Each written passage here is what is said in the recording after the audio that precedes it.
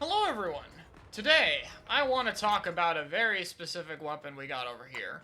Ballpoint Splatling. Now, for those who haven't kept up with competitive, especially the Japanese scene, since, as per usual, they moved a little bit faster on this than the Western one, you might be a bit confused to see Ballpoint being talked about, as before the recent patch, I mean, there were a few dedicated players who used it, but it didn't really have that high a status. It was always seen as like a solid to good weapon, and, well, I'll just be straight up. A lot of top players are considering it top 5. I've heard a few considering it top 2. It's been seen in pretty much every comp in Ikutan, a Japanese series of tournaments.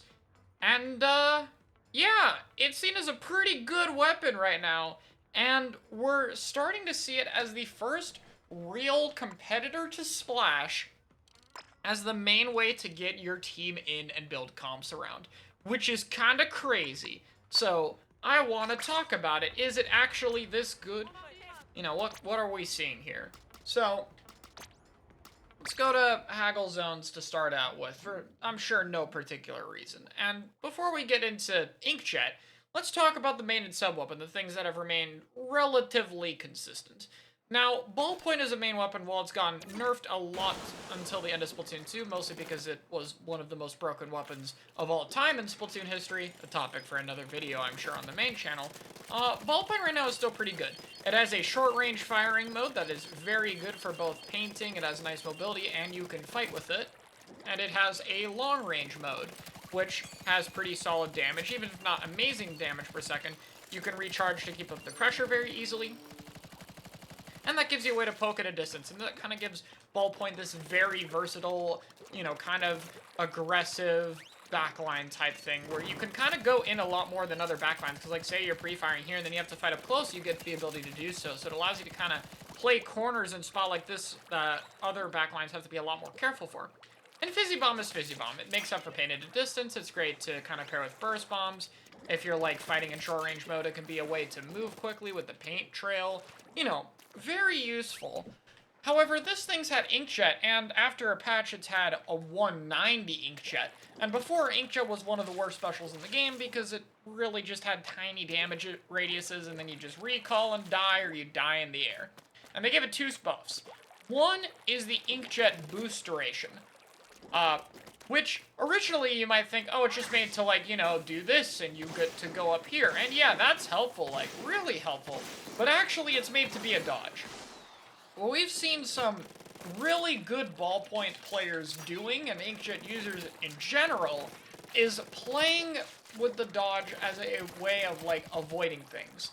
So, let's say you're a Ballpoint on the tent in Hagglefish, for example. Pretty common defensive position. What we've seen is, for example, you'll pop jet, and then when the crab starts to be about to hit you, you'll boost in the air to get your second or third shot to break it, and then you'll hunt the player down with your remaining shots. Obviously, since this thing can 2 to 3 shot crab, depending on how close you hit, that's very valuable. And the dodge has kind of been a way to make up for that vulnerability issue. It's still there, of course, it's still a special that can be punished if it's too close. But it does make it way easier. You do kind of have an option, something I've kind of talked about, you know, giving it a boost to the side. Instead, they did it vertically, which arguably is even stronger. And it's also more intuitive since you don't have to add a new button. However, the main thing of threat is the 50 damage radius. So let me simulate what using an Inkjet in Splatoon 2 is like. Okay, I'm Inkjetting. I broke their armor. Hit him once. Hit him twice. Hit him thrice. Got him. And that's not the outside hit, by the way. In Splatoon 2, players wore 1 sub of bomb defense, which also worked against specials. And you would have ink armor. So even at the end of the game where Inkjet was in a decent spot, partially because it could get armor itself, you would basically be 4-shotting opponents. You would have to be really good at hitting directs, which could be inconsistent with the shot velocity the weapon has. And that's all assuming you don't hit the 30 damage radius. Now, since the Inkjet buff, not only is the 50 damage radius larger than it's ever been, but because there's no bomb defense and no ink armor, it is a very consistent 2-shot. If an Inkjet is able to get the first hit on you, and like has a good bit of range, it is very difficult to get out of the way, and as you can see here, the hitbox is like pretty damn generous on this thing. It is much easier to hit it. It is a bit easier to parry it than crab, like you can kind of squid roll as it gets to you, but it's still difficult. And it's been something where it seemed really strong. So, let's talk about its strengths and weaknesses compared to Crab, because obviously we've shown that it has reason to be used as a similar entry tool, but what's its ups and downsides? Well, Crab requires very precise positioning, and while you do have to be careful of the recall, a good team can cover your recall position, and your recall can also be a way to give jumps to quick respawn players. So what this means is, say you're in a fight and you're like shooting around and then someone ambushes you, you can just pop jet and go, and like keep fighting, and then your team will clear and win the fight by the time you recall, especially if you hit a lot of your shots, and then you're all good. Inkjet can kind of be popped a lot more in the middle of things. It's much less positioning dependent. If you use it on like low ground or without a lot of sight lines, it's much easier to do compared to Crab. The main downside, though, is that you just don't have as much survivability as a Crab, and technically you have slightly less duration. Crab, on the other hand, just is... well, it is a bit more positioning dependent, and is a bit easier to punish if it's panicked, especially now that it gets hurt a bit more going into ball form, is still a very good panic option if you absolutely have to. And it is much more reliable. It's better against HP specials with its damage per second.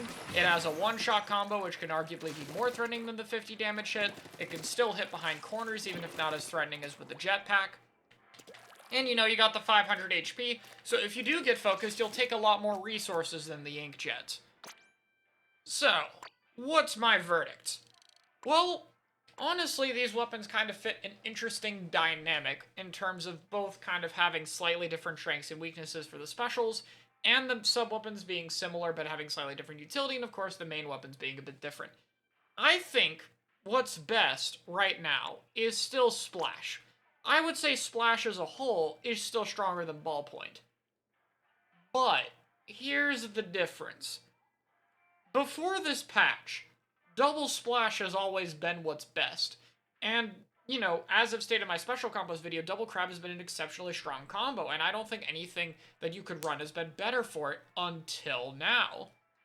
I think now that Splash plus Ballpoint is significantly better than Double Splash. Also, yes, Ballpoint's 190, but they still have similar charges for their special, because Ballpoint still has to charge up. But anyway, you can have both the survivability and a special you can pop more easily and reliably. Both of them are great at setting up each other, particularly Inkjet to set up the Crab. Ballpoint can cover a bit more long range, and you have a bit more lethality with your bombs to make up for the burst bomb tone backs if you have Ballpoint. And honestly, they're just a very solid duo. And then with those, you can run arguably more weapons than you could with just Double Splash, because there are a few more things you might want to run now that can deal with Inkjet pretty well, as well as a few weapons that just benefit a bit more from Fizzy. I think Machine is still a big winner here, of course, which is funny enough, you know? Machine's kind of benefited from being able to fight Crab, and oddly enough, it's in the exact same thing with Inkjet. It's pretty good at fighting Jetpack, and Booyah is pretty good against Jetpack as well. So its interactions with Ballpoint are pretty damn similar to Splash.